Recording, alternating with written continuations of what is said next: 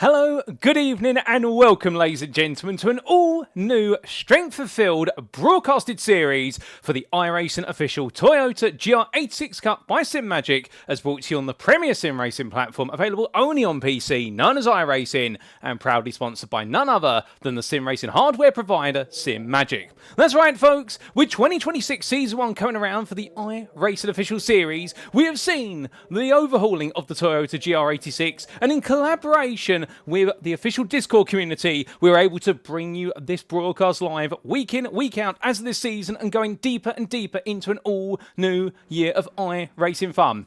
Because each week we're going to be covering all the racing action from a nominated top split session, that strength of field session being of course typically on Saturdays, that's Saturdays UK time at 20:45, Greenwich Mean Time GMT or Universal Coordinate Time UTC. And we'll be covering all the racing action as it unfolds. It'll be lightning quick, it'll be razor sharp and fast, and whether you're a newcomer to the Toyota or a veteran of it, well, this car having introduced to the world in 2022 for the Toyota Gazoo Racing North American Cup Series has very quickly found itself to be a staple not just on the simulator, but also in real life racing. And that's why we're here, to celebrate it in its glory and to show you what the very best in this top split broadcast can do week in, week out. But where are my manners? Allow me to welcome you all to this broadcast live from Circuit Side as you tune in tonight on YouTube at youtube.com and search for Paul Walsh Alternative TX141TX. And you can be joining many others in the YouTube chat, including none other than Nick DeBeck, one of the major brains behind the operation who's brought this to life. Also, we do say hello there to Ivan Sander, who says, yes, let's go. Indeed, let's go, Iv. And also we do say hello there to Oda7989, who says, let's get some great racing, and we're going to get some great racing today. In terms of our schedule, our times there in the UK time zone, well, as we can see, in just under 4 minutes time, we'll be making our way to the grid for our one and only race, and what a race we've got in store. And we, of course, here at the Virginia International Raceway, what a venue to open up proceedings in the heart of what is the Virginia state of the US of A, and particularly in none other than Halifax County. This circuit, an absolute staple of road racing in the US of A. Each and every year, cars come to it, whether it be GT3s all the way through to domestic cup cars such as Toyotas, and we're going to be seeing our drivers absolutely give it their all here over 15 minutes of racing. As we come into an all-new season, let's introduce the schedule. And as we can see, a wonderful schedule we have. Today is the 20th of December, and each week we'll be going to a new venue. Some new, some quite old to the simulator, and some in between. We begin today at VIR, and after today we make our way to Australia for the newly introduced Adelaide Street Circuit. Then we also make our way to another new circuit on the simulator on the 3rd of January at the Miami International Autodrome, and it could be a wet one in Germany when we make our way to Motorsport Arena Oschersleben. Then to Road Atlanta, back to the US of A, and then goodness me, what a way to cap off the first half of the season at the Nürburgring Nordschleife, my good lord, on the, what is the 24th of January in week 6, and then we go straight into the second half of our season with Summit Point Raceway in week 7, head of the Red Bull Ring, followed by the Brands Hatch Circuit, Okayama International, and then Mexico City, and last but not least, Watkins Glen International. What a season we do have indeed, and we kick it all off then at this wonderful circuit, the full out of the Virginia International Raceway. 3.27 miles in length or 5.26 kilometres, depending on your preference and nomenclature, but one thing that stays the same regardless of the units is 17 corners. Many of these corners household names to locals, including Horseshoe at turn number 1, NASCAR Bend at turn number 3, alternatively the Run of the Snake from turn 6 all the way through up to South Bend at turn number 10, and who can forget the infamous Oak Tree Hairpin at turns 11 and 12. Many an elevation change around here and a rather narrow road surface means that our drivers need to know when to pass and when to go on the defensive. A quick reminder of the rules for this series for the uninitiated. And this is a fixed setup series with drivers bringing a particular setup as specified by the iRacing rulebook to each and every week of racing. The grid shall be set via a closed qualifying session which is currently ongoing, and the race shall commence via a rolling start as is the tradition of Toyota GR86 Cup racing, and drivers shall be disqualified if they accumulate 17 or more instant points. There's no drive-through penalties, they go straight to disqualification if they have been a bit cheeky. But with that, let's make our way to circuit side then, and as everybody makes the way around at the moment, well, they only do have the best part of 2 laps to try and set their best possible times, but who's setting the best possible time of everybody so far? Well, it's looking as though right now Brent Schneekloff is doing an absolutely brilliant job here with the fact the number 1 driver is faster than everybody by quite a sizable advantage. However, he's got a bit of time to go before he is at the very end of this qualifying session, and I won't be surprised here if we've got a bit more to be seen from our drivers before all is said and done. As we do look back to Ivan Sander, who right now currently the second fastest there, 2 attempts down on Schneekloff. However, more times coming in from our drivers there, as we do see Latore Well, he does set a third place there on a 2:04.756, and it does look as though our timing tower there a little bit condensed. We might have to fix that for the next week's broadcast. Of course,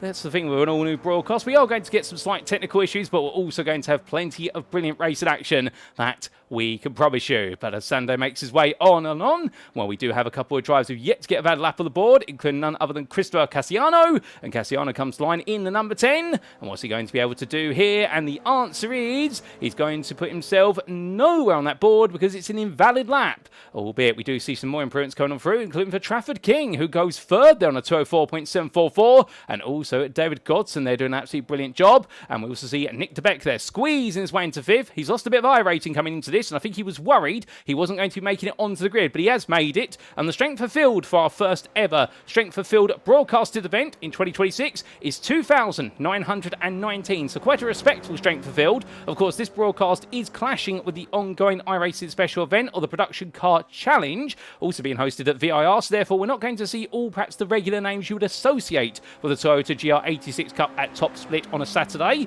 However, it does mean we get the opportunity to see some fresh faces on the grid, so we can't complain too much at that. But that is something to keep in mind, that we might be seeing some different blood on the grid today, and things may be mixed up as the weeks go on.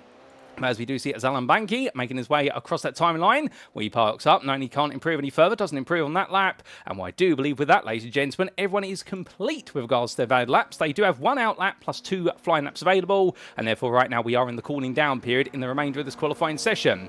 But do keep in mind, of course, the fact that when the clock strikes 8 minutes, there's no overtime in effect.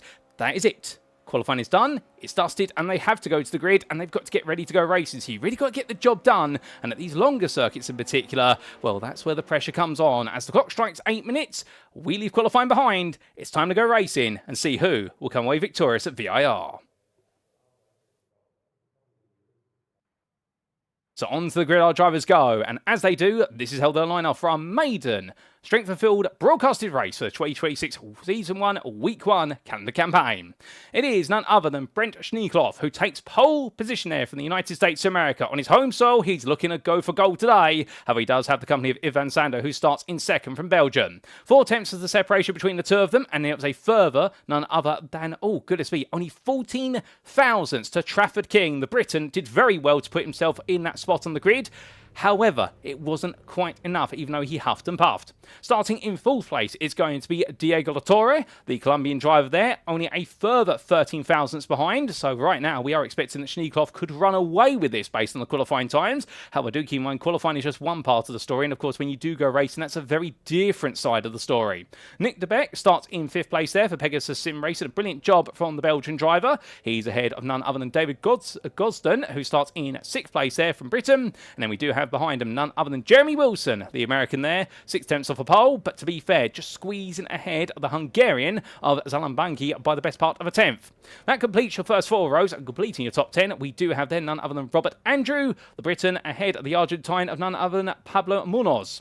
Then from the top 10, we look a little bit further down the order as they all queue up in the pit lane for the full formation lap. We do have starting in 11th place then, Felix Diaz, the Spaniard there, just ahead of Eric Capistran, and we see the American then being followed up by the Brazilian of none other than Mauro Guiaro. Then we do have, in fact, I believe it's Giaro. We're going to have to get those names correct because we're going to be butchering them quite a few times over the course of this season, if not. And I do apologise for that. And Mauro, if you're listening right now or listening after this broadcast, because of course you can't be listening surely whilst racing unless you're brilliant at multitasking, feel free to take me a task on the official iRacing Toyota GR86 Cup Discord with regards to how best to pronounce your name. But enough of being diverted, we continue our journey down the 7th row of the grid, and we'll also find there, alongside the Brazilian, Josh Ball from the United States of America. Then we'll have Joao Pascaro, who starts in 15th, ahead of Sebastian Kemper, with the German driver being followed up by Jindrit Witt from Czechia, and also there, Chris Vetz, the driver there, non-affiliated in terms of a country, but in the number 7. And then we do have completing your top 20, the combination of Christopher Cassiano and Julian Padilla. The Elliott Sadler esports driver then being followed up by none other than himself, because he brings up the rear of the grid. There are 20 cars on this grid, and they all make the way away then for their full formation lap. But as they do, and it is a long formation lap around here, keep in mind, of course, they do start the formation lap from the pit lane. That is per the usual approach from VIR. It's an absolutely wonderful circuit here, located in the picturesque countryside of Virginia, and located near the unincorporated community of Alton. As our drivers make the way around, they won't be thinking about that. They'll be thinking about how to get things exactly right.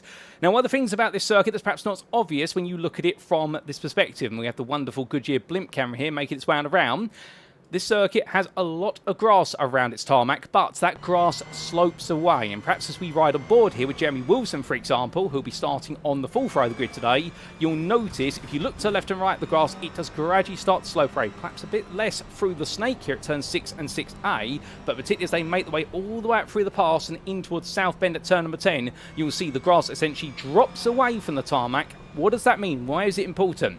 Well, it's important because if you get it wrong around here, you haven't really got a way back other than to take a very extended rallycross line across the grass and eventually return. So it's all about risk versus reward here. You need to be smart, you need to be clever, and you need to make sure you don't fall off the tarmac. So going for a two-wide run through here is highly risky by default in any machine, but with that risk, of course, comes the fault of reward. But do you go for it all in or not? And I suspect towards the end of the race, we will see some absolutely brilliant moments of two-wide coming through the snake. Meanwhile, in the early stage of the race, we might see drivers decide to go single file just to preserve pace and also stay with the pack. Because one of these things about the Toyota GR86 is, in general, these are cars which generate very close racing. Only 220 brake horsepower approximately over the rear wheels. Front engine rear wheel drive as powered by 2.4 litre Boxer D4S engine, which you will find in the road car version of the Toyota GR86, which did arrive on the scene in 2022, in replacement, of course, of the Toyota GT86, which in itself was a tribute to the Toyota A86, made infamous, of course, from the anime Initial D. But our drivers will be hoping not to drift in these cars today. They are lightweight, they've had all of the unnecessary items taken out of them.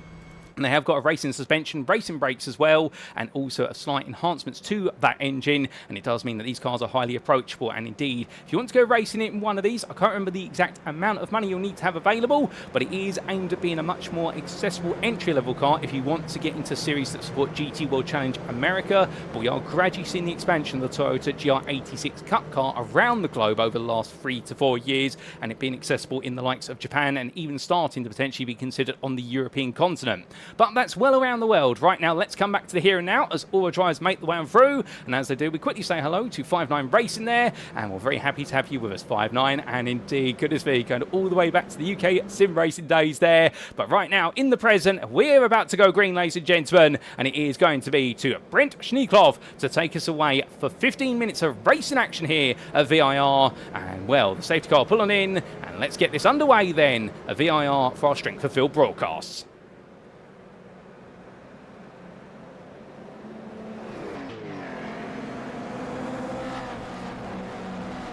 And the pace gradually builds, and Schneekloff gets us going nice and early then. He doesn't wait around as they roar the way away. Well, there's battles already further down the order, but it looks like our leaders time this to perfection. We do have a black flag for none other than Jeremy Wilson, who was overtaken before the start, so that's why he's got a black flag for that, as they all come down to the heavy braking zone here for the first time. The mid-pack here just as close as the leaders, as they all exit the opening corner, but nobody making any mistakes so far. But now up towards turn number 3 they go, and we can see Schneekloff not being able to break away initially, but Trafford King has had a very good start, moving up into second, getting ahead of Van Sander through the opening horseshoe bend. A couple of drivers going wide there, including Gosden and also Wilson. They continue to exchange paint as they roar the way through left into right here, but now this is going to get a bit nasty. Left hook into right jab, and as they come out of the corner, it's not going to be any change or any forgiveness there for Jeremy Wilson, because he's going to fall even further down after being escorted down the order, with Gosden going all in and Wilson falling backwards there as quickly as a stone. But he makes his way under the gantry bridge, where he drops all the way down to 11th place. Meanwhile, the leaders, they're all back together. Schneekloff and King right now nose to tail as they head up the hill in towards turn number 9, and King is putting a lot of pressure on, and Van Sander is right there. So Van Sander right now going all in for this, as Diego Torre, he's also keeping an eye on this and keeping an honest eye on it as we look further back to Zalan Banki. And Banki here, who started in 8th place, he's on the back of Nick de Beck.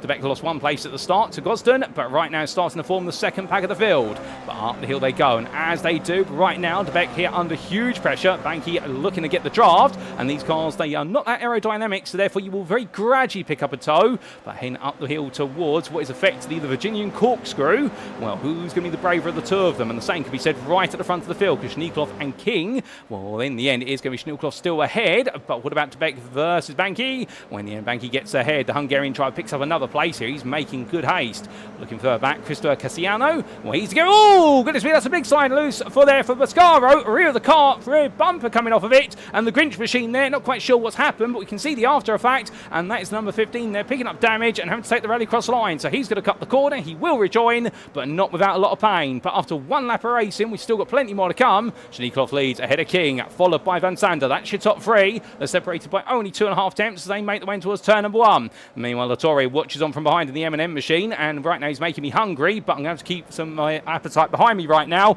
as they come through the horseshoe, because right now we've got some plentiful of racing which we can gorge on instead. But Schneekloff holding on. Van Sander gets into second there, with Latore also squeezing on through. King went very deep there at the opening corner, so losing 2 places, but I think that's his enthusiasm shining through here, and who could have mistaken for that, as Gosden meanwhile watches this. So a top 3 has suddenly become a top 5, all encapsulated together. But now, is anybody else going to get involved? Because Banky's in 6th ahead of Debec, followed by Andrew and Munoz, who complete your run to 9th. And then behind the Argentine driver, we do have Felix Diaz, the Spaniard, who right now is completing the top 10, but he's almost falling away from the rest of his drivers inside the top 10.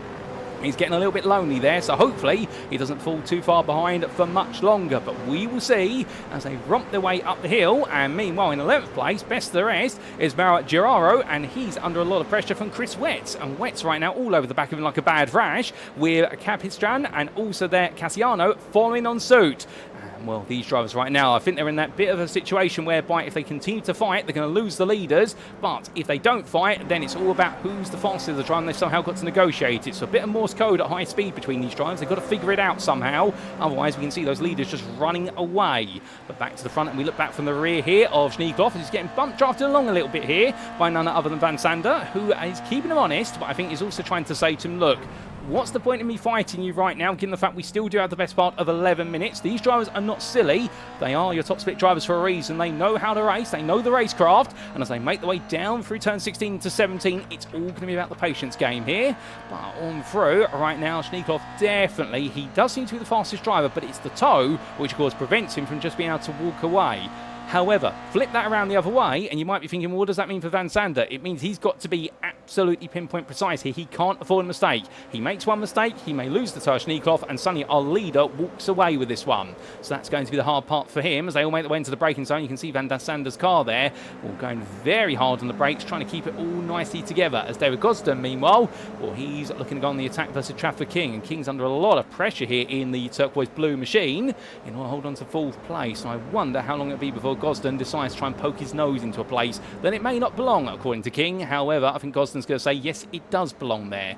Well, we'll have to wait and see. But, of course, we do have some moments from the start of the race we need to take a look back at, including, of course, what happened right at the start for a couple of drivers who ended up going onto the grass. And here's a replay, in particular, what happened to Josh Ball at the very start of the race. So this was into left hook at turn number 4, and Bull and Sebastian Kemper went side by side into the corner. Ooh, goodness me, it got very nasty there, and that explains why there was damage on the rear of none other than Boscaro's car later on when we saw all the rear bumper come off. But that was a very nasty moment there between Bull and Kemper. Can we get an on board from Kemper's perspective? Yes, we can. So well, in fact, this was Josh Bull's perspective once again, not Kemper's. So he made his way into the corner. Boscaro there got caught out by somebody who was in contact, and Bull then just gets turned. He has got no time to react there, so even these low-speed machines ends up going very wrong, and Sebastian Kemper the same. So they both had a bit of a nightmare moment. We had this for Nick de Beck a bit later on in the opening lap. This was de Beck making his way into Oak Tree Hairpin.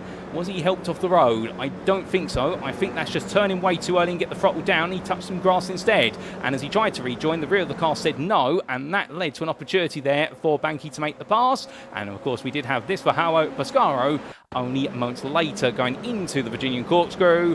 Made his way with the eyes. Contact there with the number 10. Sent him sliding wide. That was Cassiano. And unfortunately, I think Cassiano there's going to find that's a bit of a slam dunk moment for him after he gets out the car at the end of the race. This also happened to Chris Vex on lap number 2. He was looking for a move around the outside there of one of his rivals. Couldn't quite see who that was. Went all in, and in there received a big bump on the rear, albeit the driver who did tap him backed off there respectfully. So great racing respect shown. Couldn't quite see who it was, but they backed off, and I think that was Capistran. Oh, in fact, yes, it was Eric Capistran who decided to back off there out of respect after making the contact.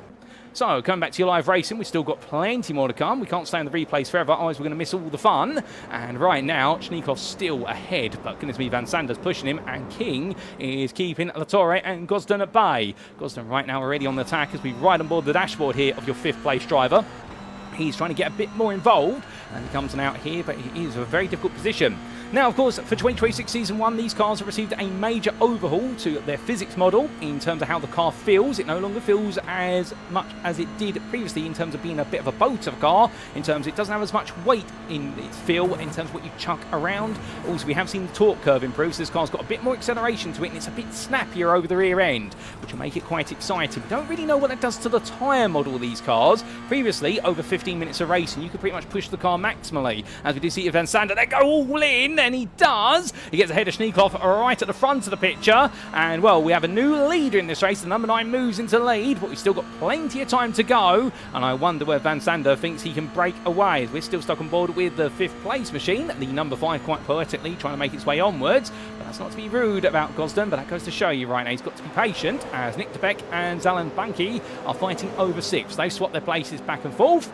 And would imagine at this point, well, we're going to see more of that right now because that's Latore going for the move inside to outside. Well, in the end, King makes sure to take a very tight apex there, so both drivers respecting each other and the limits that are available to them. But we can see that Diego Latore right now, he wants to make some moves on King, and Trafficking, I think, is starting to fall into that mental space. It's a really nasty place to be when you've got a hard rock on one side of you, when in fact it's the immovable object versus the unstoppable force. The only problem is you're neither of them right now. You are the one in the middle of that battle, and you've got to find a way to actually state your claim. As Van Sander's under pressure there from Schneekloff, is pushing him along a little bit more. Meanwhile, here comes Latore up the inside. So Latore here says, okay, it didn't work the first time. Let me announce myself to you again, Trafford. And Trafford right now, defending to the inside of turn number 2, is going to say to him, Diego, I'm not giving up as easily as you think I am. And here comes Gosden up the inside as well. Latore is going to try and hold around the outside of the pair of them, but on that outside line, he's going to find himself almost taking a trip to the way the corner got its name for NASCAR Bend.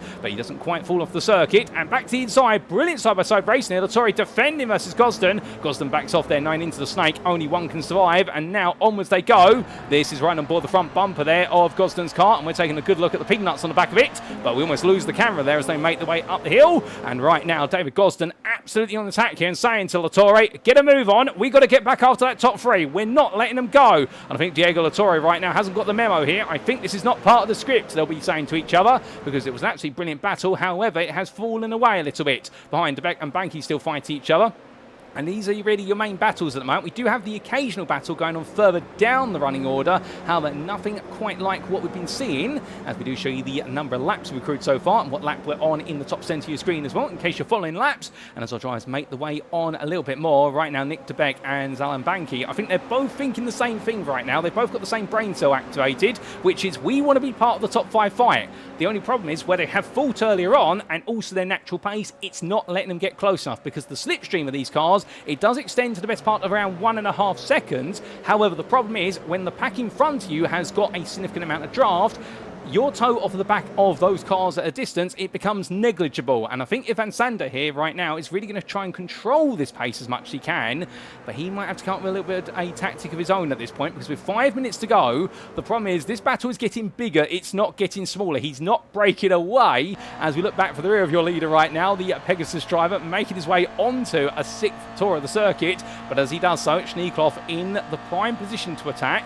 And to be fair, Van Sander might be one of those drivers who prefers to be the leader and get everyone to fight behind him. I think that's what he's trying to do as King looks around the outside of Schneekloff again. We can see Latore looking on the inside there, but this will switch back to a left-hander very shortly from the driver's perspective. So King is able to reinstate himself in 3rd place for a brief moment. You can see there Latore looking up the inside. The Colombian driver right now really bearing his fangs in the rear of the picture, but he's having to go defensive versus Gosden. Well, the American driver again looking around the outside here into NASCAR Bend. He absolutely loves it, both NASCAR Bend and also left hook.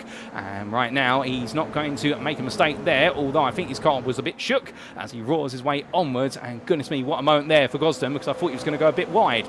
But as he heads up the hill, De Beck and Banki now 1.4 seconds back, so they are closing little by little. And we do have a bit of a growing battle further back between Felix Dees and Chris Vetz. This is for 9th place. And right now the American driver on the back of the Spaniard and looking to go on the offensive up the hill. as we jump on board here. A really good run through the Snake Pass.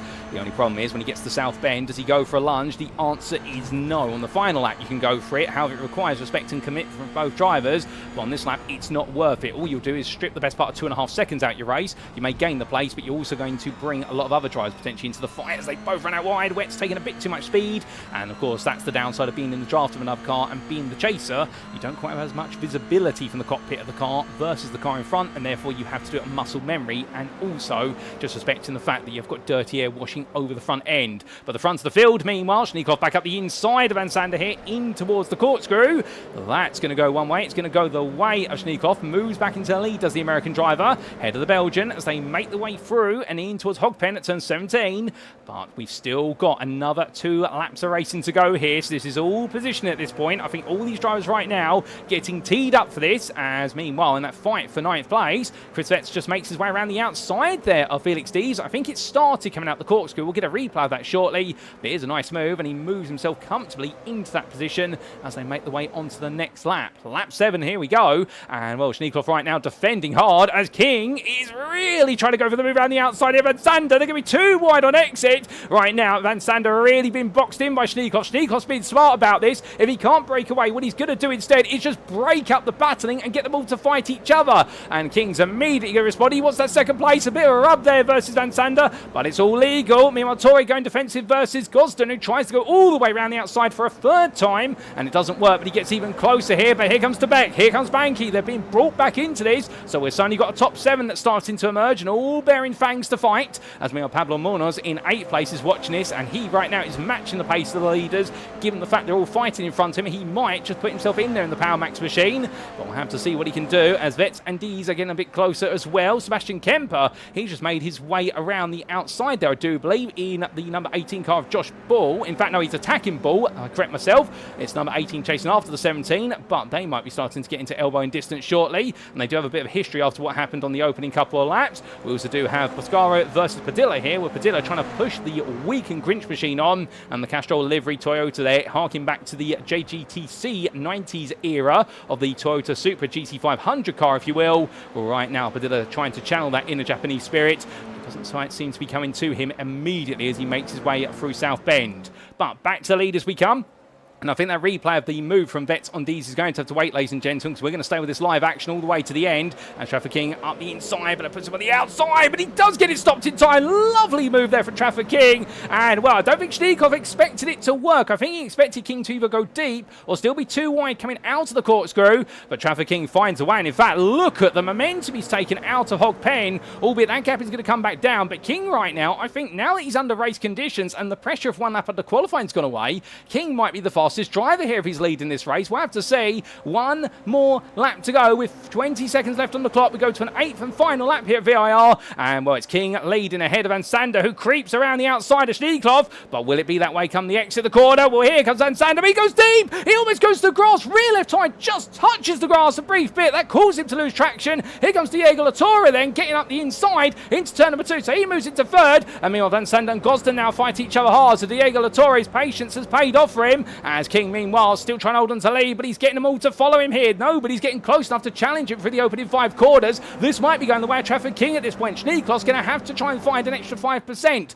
as Nick De Beck and also Alan Banky have caught up. Banky's got back ahead of De Beck. That was into turn of 1 from what I'm hearing in my ear, but as they make the way onwards right now, this fight is definitely going the whole distance. The checker flag is already out and ready to wave, but right now all the drives together, and we've still got this whole lap to go. This is not over yet, ladies and gentlemen, as meanwhile we have got cars off the road. That is Kemper and also Pascaro making their way past the driver, who's a bit stricken. Couldn't quite tell you what's happened there. I think in fact Kemper's just come back on, and it was a driver who was a lap down involved in that. We'll get a bit of a story later potentially. We also do have Pablo Munoz into the pit lane with damage to the car. He's just had to tow. I think he was the one you saw off on the right of the picture there in the grass. But meanwhile, these leaders then making the way down the back stretch for the final time. It is a top 7 here of King, Schneekopf, Latorre, Van Sander, Gosden, Banky and De Beck. Will it be that way when this is all said and done? We'll have to see. King, of course, course, was the one who made the move on the previous lap, past Schneekopf, but will Schneekopf go for it here or will he wait? He's going to go for it. I thought he was going to. He's going to look up the inside here. It says liquid death on the side of the car, well, it's either going to be heaven or hell here for a move, but it looks like heaven. As Schneekopf goes around the outside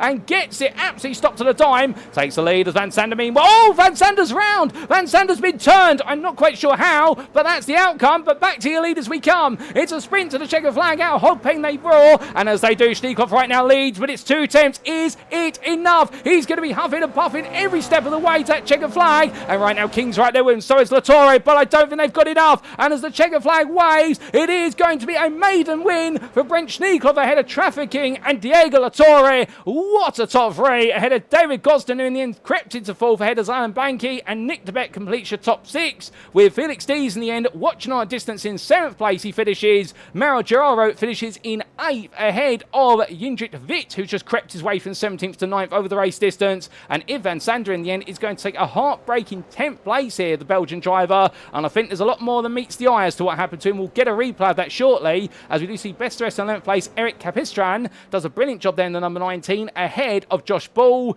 with Julian Padilla finishing 13th, ahead of Howell Pascaro. And your top 15 completed by a wounded Sebastian Kemper in the number 18. But with that, ladies and gentlemen, as we do have our last couple of drives coming down, we have a disqualification, intriguingly, for none other than Chris Vetz. I believe that's for instant points accrued, so that will promote Jeremy Wilson to 16th place. And as he makes his way on through there, definitely not the race he's wanted to have, given he started all the way in none other than 7th place. But to be fair, he's finishing it, and that's what we always love to see, no matter how bad a day a driver has. But Wilson makes his way to the timeline. He completes all those who your lead lap finishers. We did have Robert Andrew finish a lap down, and also Pablo Munoz finished lap down, and we had the retirement of Cassiano. But as our drivers park up, let's take a look back at what exactly happened to Yves Van Sander. Now, this was right at the end, of course, going into the Virginian corkscrew, and Van Sander at the time in 4th place looked up the inside of Latore, but couldn't quite find it. Tapped him on the rear, and oh, goodness me. So in the end, because he was on the back of Latore, he couldn't get the power down. He'd lifted off the throttle, and you'll notice the right-hand side tyres were on that. Oh, my good Lord. Well, that was very sudden, and that explains why we did also have one of our other drivers, Sonny, be ejected down to the pits. That was a nasty shunt there right at the end, and my good Lord, I think that was Eric Capistran who ended up going flying and, well, coming into the scene the instant. But we get the onboard from Van Sander's perspective, and this will tell you everything you need to know. Listen into the throttle response and listen for the right tyres on the curb. And in fact, noticeably there, you'll hear that he lifted off the throttle, but also the rear, based on the way the camera swung, the rear had already come round as a result of him coming off the throttle on the back of Latore's car, and then just suddenly that impact there from the car that was coming into the scene of the incident, completely unsighted, and for Yves Van Sander and also Capistran, a nightmare into the race of the pair of them. But still, it's been a great race as we come back to your live pictures, ladies and gentlemen, and here are none other than your race results, subject to any stewards' inquiries, as we do look to the scenic view. So in the end, after an absolutely brilliant opening 15 minutes of racing in the 2026 Season 1 Strength for Field broadcasted races, here in Week 1 for the iRacing official Toyota GR86 Cup by SIMAGIC, brought to you from VIR, we saw Brent Schneekopf lay down the gauntlet in qualifying, and he's maintained it in the race, taking victory in the end by only a 10th, but that's all you've got to do to win is be ahead at the finish line, and he did so ahead of Trafford King. The Briton in the end settling for second, 3 tenths faster than Diego Latore, with the Colombian driver there happy to finish third, having chased after it for so long. David Gosden did brilliantly there to take 4th place. I do apologise for saying he was American. In fact, he is British, ahead of Zalan Banki, the Hungarian driver there. His patience paid off as well to be rewarded with a top 5 after a brilliant race-long battle with Nick DeBeck. Speaking of DeBeck, he took 6th place there for Pegasus Sim Racing the Belgian, ahead of the Spaniard of Felix Dees, who picked up several places from the misfortune of other drivers, but also had to fight his way into that 7th place. Mauro Gerard finished in 8th, the Brazilian driver, ahead of the Czechia driver of Jindrik Witt, with Yves Van Sander in the end unfortunate to have that incident in the final lap and had to take a 10th place.